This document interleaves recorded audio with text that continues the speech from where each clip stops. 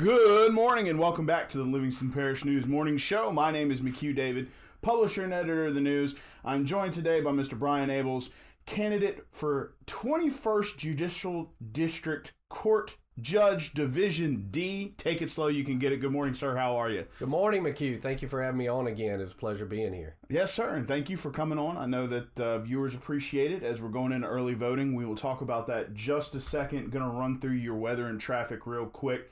It's currently 35 degrees. Good Lord. 59 is your high today. Going to be a 39 overnight low. So if you're heading to a football game tonight, please bundle up. It is going to be cold. Traffic light today with it being a Friday. Some minor delays on I-12 heading westbound, but only backed up to about Pete's Highway, which even though there is backup, it is a nice thing to have on a Friday with a small accident at Millerville Road. Otherwise, your normal traffic patterns in and around Denham High School, Live Oak High School, and Walker High School as folks drop their kids off for school. Some minor delays at Arnold Road and 447. So before we jump in with you, I know you want to remind people, tomorrow, November 2nd, early voting begins for the runoff races. A lot of different districts are going to have some different elections going on. There are 6 total runoffs for some of the more dense districts in the parish. You have Governor, Secretary of State, House District 71, District 6 in Bessie, as well as District 6 in the Parish Council, and then your race. Your race is very interesting. It encompasses 3 parishes, Livingston, St. Helena, and Tangipahoa, because that is the judicial district.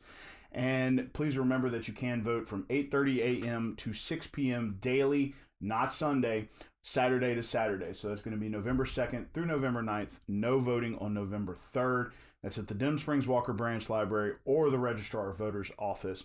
Please try to go out and vote early. As Brian and I were discussing before the show, we know that it was a heavy primary cycle, up almost 13% from last year, which actually happened to be the early voting mark as well. And people are trying to get folks out to the polls. So please go vote. Please perform your civic duty. So with that being said, got it in at 2 minutes. Let's jump into you, Mr. Abels. Good morning again. You came on the show back in September, for which we were appreciative, and you talked a little bit about yourself. We're going to go back through that quickly, and then we're going to kind of talk about some of the things in a little more depth and talk about the runoff. So first, tell us real quick a little bit about yourself. Early school, law school, which we talked about a lot the first time, and we will drop a link for you all to the podcast and that first morning show so you can go back and watch it. Tell us a little bit about, family, early life, career, that sort of thing. Sure. Absolutely. I was born in Hammond, and I grew up in Springfield. That's where most of my family is still. My mother is still there. My dad passed away a couple of years ago. I'm a graduate of Springfield High School, so Livingston Parish Public Schools. I'm very proud of that. Attended Southeastern for a little while, and then ended up at LSU, where I obtained a Bachelor of Criminal Justice degree, and then worked for a couple of years and went back to law school, also at LSU. Obtained my law school degree in 1997, and I've been practicing ever since. I live now in Denham Springs on the south end. I've been a resident here in Denham Springs for 22 years, the same amount of time I've been practicing since 1997. And I'm now a partner in my law firm, Boyer, Aber, Abels, and Angel. We have an office right here in Denham Springs as well. So it's great. I'm about 5 minutes from my office.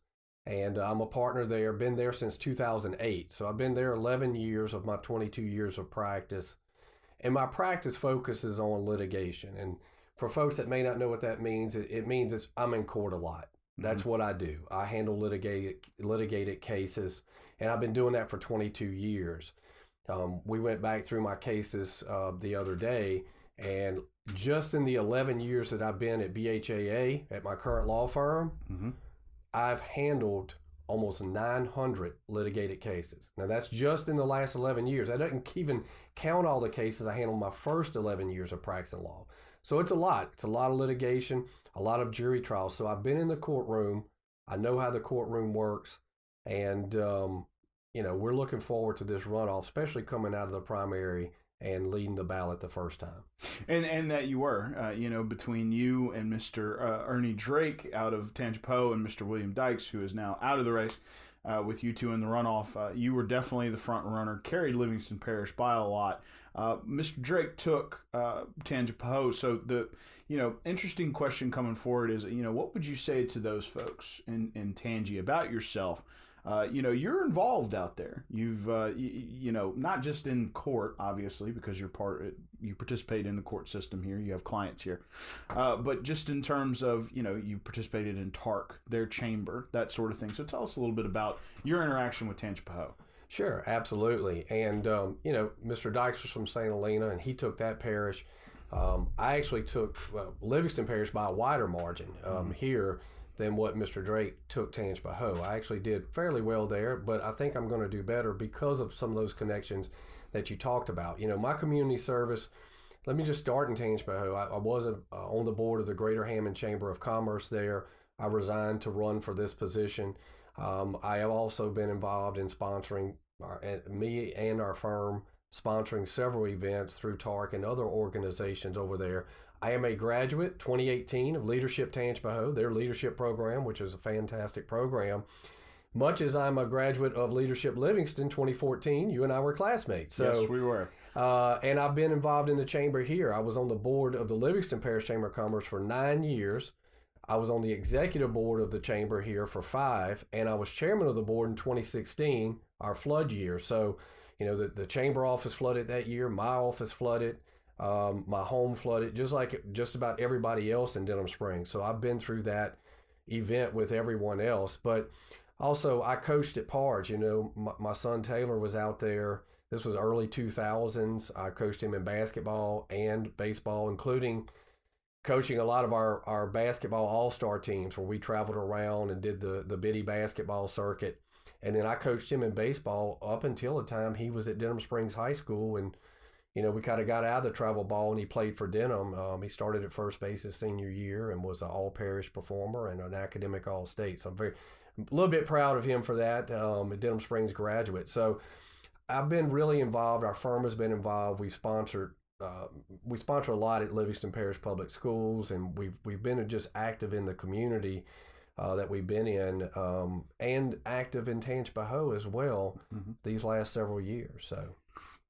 So, oh, sorry, you stopped while I was drinking coffee. So, when we're talking about, let's jump back into the importance of this judgeship and the importance of your experience for litigation.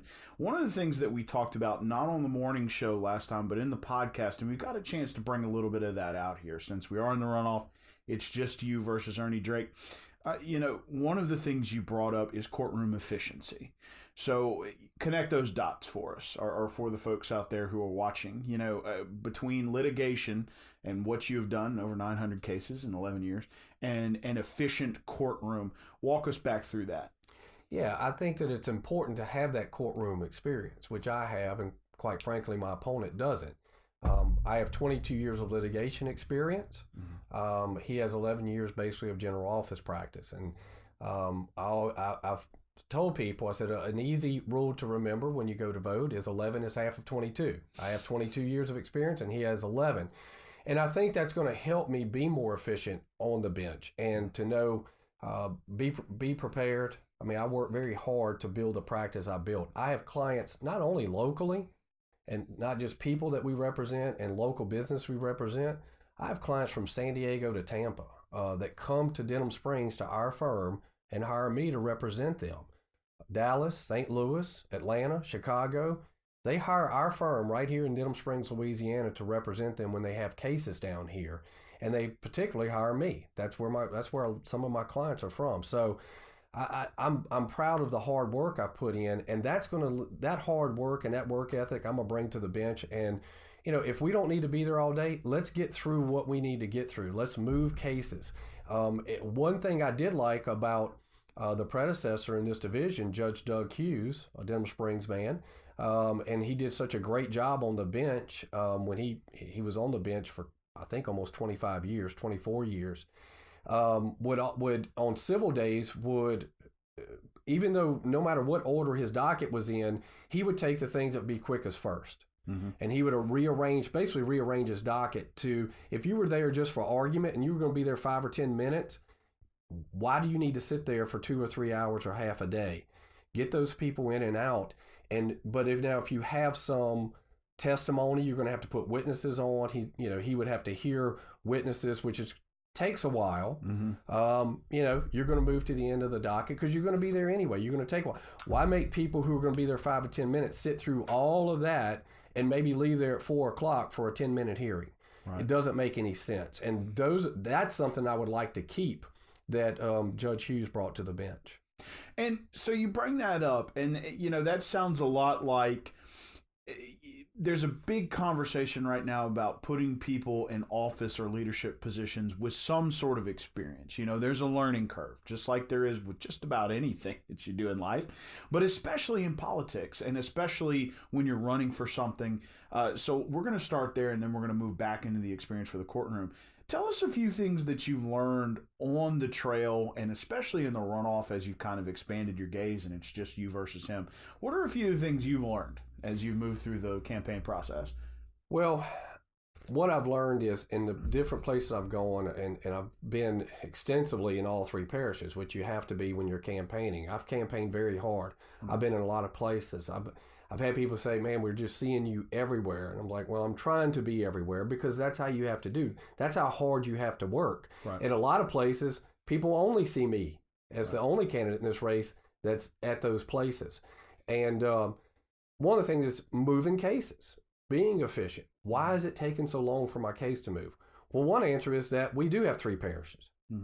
So if your case is in Livingston Parish and it's in Division D, and the judge just happens to be for that month, the Division D judge is only in Livingston for 1 week out of that month because he has to go cover Tangi for 2 weeks and be in St. Helena some, or maybe he's only in Livingston for 2 weeks. It may be that there's no open dates in Livingston for that judge for that week. So now it's going to be the next month before your matter comes on the docket. So I think having the 3 parishes does slow down the progression of the cases some, but also I think it's, I've had people complain to me about judges just continue things too much, or the attorneys ask for continuances and the judge just keep giving it. One of the things, especially when it comes to trial dates, because you have each division has very limited jury trial dates in each parish for the whole year. Right. They're very limited. So when I give those jury trial dates as the next district court judge, I'm not going to be really one to continue them very easily. Now, obviously, the things come up, serious things that will require a continuance. But once I give a trial date, I want the attorneys and the parties to stick to it.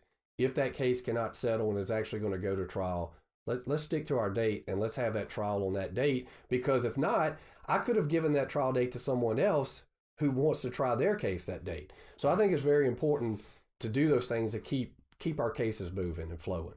So, yeah, and I mean, those are a few things that you've learned on the trail. And so, pull them together. So you're talking about you have litigation experience. You've now picked up a few things that, people who either participate in the court system or have been through the court system have complaints about. So, tell us how that makes you a uniquely qualified candidate. Well, the 22 years, McHugh, of litigation experience is just something my opponent doesn't have. And no matter what he says or tries to spin it, you can't change the facts. The facts is he's been practicing since 2008. I've been practicing since 1997. Right. I was trying cases when he was still at Episcopal High School in Baton Rouge. I tried between when I was at the Louisiana Municipal Association between 1999 and 2000. I was there 2 years. I tried 11 cases just in those 2 years when I was at the Municipal Association. That's when I'd been practicing only 2 and 3 years. I already had 11 trials under my belt. You can't beat the experience. You have to have it. You have to know what works and what doesn't work in a courtroom. Another thing is, I haven't just litigated here. I've handled cases all over the state, literally Shreveport, Monroe, Lake Charles, Alexandria, you name a town, Lafayette, Baton Rouge, New Orleans. I've handled cases in all these judicial districts.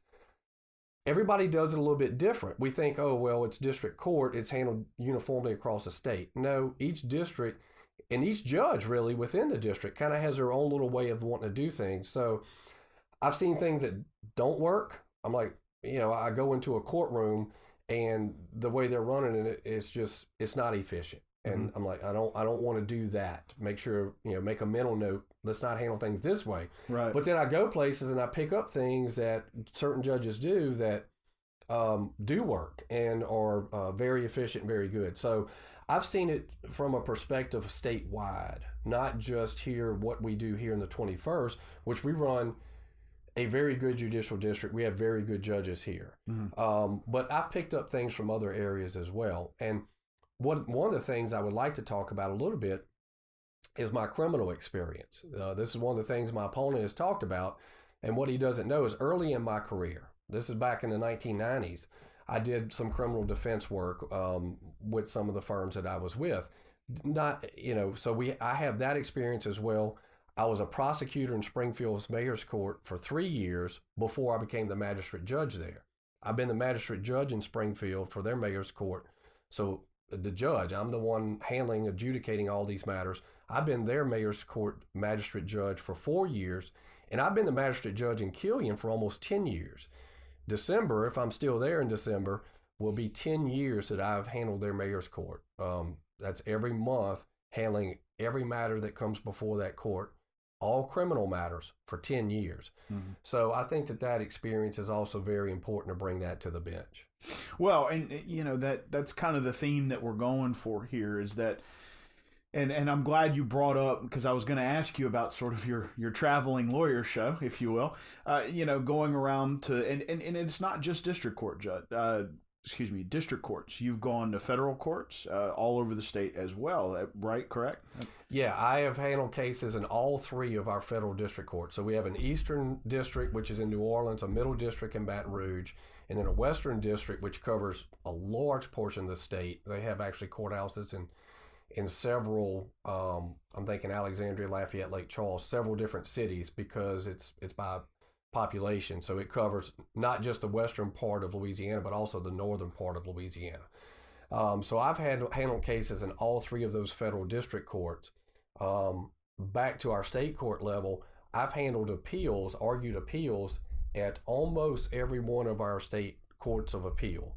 And I've argued before our state Supreme Court, which is very rare. The state Supreme Court, they don't have to hear every case. They have a wide discretion as to what cases they'll actually bring up to hear. Sure. And I've had the opportunity to argue before our state Supreme Court. I'm also the only candidate in this race that is licensed to practice before the United States Supreme Court. So, well, in talking about these educational and experience related deals, would you say that it gives you not only a unique perspective, but the ability to sort of have all this information in your arsenal? So if something new comes up, it's not so much of a disruptor, it's just something new for you to learn. Well, that's exactly right. And, things are changing. We're almost to 2020 now, and a lot of our district courts are now getting online and doing some of those things. We've been e-filing briefs now in our courts of appeal, which is great. So instead of having all these copies and you have to what we call blue back them, and you basically you would have an assembly line in your office putting together all the exhibits and doing all that and bringing multiple copies to the Court of Appeal. Now you can e-file those. We can e-file in our state Supreme Court. And just yesterday, I believe, I saw from the Tangipahoa Parish Clerk of Court, they now have civil e-filing, which is fantastic. And my understanding is our clerk here in Livingston Parish will have e-filing by the end of this year or early next year. I think e-filing is going to be the way to go. There'll still be fees involved. Obviously, we have to pay our sheriffs for service, and we have to pay filing fees to keep our clerks and our courthouses going. But that race to the courthouse, if somebody does wait to the last minute, or just the efficiency from a paper standpoint and cutting down cost I'm talking about cost now in your law office, not having to do all the copies and do all those things, and just all those little things, paper staples, everything that we have to buy and spend money on from an office supply standpoint, we'll be able to cut costs down. And for me, if I'm fortunate enough to be your next district court judge, I think it's going to make things a lot easier, a lot more streamlined from the court's perspective as well. So, that it's interesting that you talked about all this experience and, how things are changing and you're already looking forward at it. I'm I asked you this question in the first podcast, and it's a little bit of a curveball. I'm going to ask you again. Your biggest regret slash sort of, I guess you could say, weakness coming up through this 22 years of litigation, and what did you do about it? Well, it was probably a trial that I had. I'm trying to think now. It was probably a trial I had that there were some things I could have done maybe a little bit differently when I was younger that may have helped me out in that matter. It was a trial that I eventually won, but I thought that I could have handled some things a little bit differently. But you learn from that experience, and the client was still happy. We came out with the win, but there were some things, and looking back on it from an evidentiary standpoint, that I could have handled differently that I think would have. It was a fight at the end to really convince the judge to go our way. Whereas I think from an evidentiary standpoint, if I'd have done some things differently, and I have now done those things differently, that it would have been a little bit easier for us to get that win. Also, you learn things along the way. You learn that, just things that need to be said in correspondence between attorneys, such that if it becomes an issue later, I've now documented that I've told this attorney this, or something maybe. So as time is going on, I have added to and taken things out of pleadings. I've learned what needs to be in certain letters, certain types of language, release agreements, contracts, things of that nature. As you go and you get that experience, you learn the things that you need to do and things you don't need to do. And then that goes over to the bench, because as a judge, you're looking at things and because you've been there, this isn't right, or this legal argument is not correct. It doesn't apply to these facts of this case. Or that, okay, this attorney has hit the nail on the head. They've got an argument that has credibility here. They're applying the law correctly to the facts of this case, because you've done it. You've been there. You've seen it. You've lived it. And I think it's important for our district court judges. They're making decisions that affect people's lives. Mm-hmm. This is a civil and criminal court. People's lawsuits come before these judges. People's liberty, if they're in the criminal system, and maybe their life is on the line. So you need to have been through it. You need to know the law. You need to know particularly the procedure and the evidentiary law, and know if an attorney is applying that law correctly to the facts of that case, or if they're just trying to just sort of bull rush the court and try to get something by that maybe is not factually or legally correct. So. And those are interesting experiences to have along the way, especially bull rushing the court. I'd like to see somebody try that. So wrapping up here, as you said, you carried Livingston Parish. The important thing, and we discussed this in the pre-show, is getting people out to vote. So let's just take it district wide. 21st Judicial District. You've got 3 parishes. What would you say to them to get them to go out to vote because of the import of this race? Right. And first, I'd like to say thanks to all the people who voted for me, my volunteers and supporters. I am the front runner in the race. I led the race with 42% of the vote. Folks need to understand, and someone brought this up yesterday, district court judges serve 6-year terms. Now, this is to fill the rest of Judge Hughes's term, which actually ends next year. So whoever wins does have to run again next year for the full 6-year term. Appellate court judges and our state Supreme Court judges, most people don't know this, they have a 10-year term. Mm-hmm. That's 2.5 times a governor's, how long a governor's term. They're 4 years. So even if a governor serves 2 full terms, which is the most they can serve, they're still not serving as much as one appellate court or Supreme Court judge. My point in this is this: judges serve long terms. Mm-hmm. They're going to hear a lot. If they're a district court judge, they're going to hear a lot of cases. Appellate court and Supreme Court are going to hear a lot of appeals. These races are very, very important. It's important who we put on our bench as our judges. And people who've been through the system, they know. Because if you're on the end of a bad decision, maybe just an outright wrong decision, or if you're on the end of a good decision, you know how important it is to have a judge there who knows the law, who listens to the facts of the case and applies the law as it's supposed to be applied and is fair and impartial, which is what I'll be. Again, that once the judge is on there, they're on there for a long time. So we need to be very careful who we elect, and we need to have somebody with the experience and the temperament and the character to go in and to be fair and impartial, to know the law, apply the law to the facts of the case. This is a very important race. Of course, we have a governor's race and some other races on there that are also important. So I would encourage people, please go out and vote. Early, as you said earlier, early voting starts tomorrow, November 2nd. It runs through November 9th. The election is November 16th. Please go vote. Thank you, sir. We appreciate you coming back on the show. As he mentioned, early voting starts tomorrow, November 2nd, runs through the 9th. That's Saturday to Saturday. Don't go out on Sunday. They're not going to let you vote. It's from 8:30 a.m. to 6 p.m. daily. I want to remind folks, if you go to the Denham Springs Walker Branch satellite location, which we confirmed with the registrar is going to be open, if you go between 8:30 and 9, the library will not be open. You have to go through the back door. If you go between 5 and 6, same thing. Library would be closed. You need to come through the back door. Otherwise, you can go to the registrar or voter's office in Livingston. As mentioned, that's open 7 days, without Sunday. Don't want to confuse people. Also, yes, the election is November 16th. It is a Saturday. It's runoff Saturday, November 16th. Lots to vote for. Some people are going to have 5 elections, some people 6. But the people in Livingston, St. Helena, and Tangi are going to be voting on your race. So one more time, Mr. Brian Abels, candidate for 21st Judicial District Court Judge Division D. Boom. Got him. If you take it slow, you can get it right. Thank you again, sir, for being on the show. We appreciate it. I know the viewers appreciate another chance to take a look at you before they start voting here over the next 2 weeks.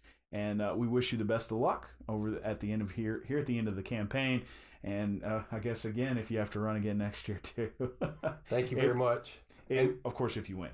And thank you for having me on this morning. I appreciate it. Absolutely. Always a pleasure. Good to catch up with you. Thank you all for joining us here on the Livingston Parish News Morning Show. My name is McHugh David, publisher and editor of the news. Please check us out on Facebook, Twitter, LinkedIn, Instagram, and YouTube. You can also check us out online. We post these morning shows as well as our long-form podcast there. If you're not interested in listening to anything else, you can always check it out there.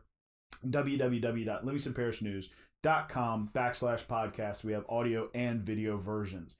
It's the weekend. We got a lot of football coming up. I hear you're going to be at some football games, and so will some of your people. Please check out our football show. We have covered everything that was coming from Week 8 going into Week 9. Playoff situation is shaping up. I'll be back in the booth in front of you Monday morning, and we'll be talking the beginning of early voting. We'll see how many people turn up on Saturday. Thank you again, sir. Thank you all for joining us, and we will catch you later. Please, please, please try to stay warm.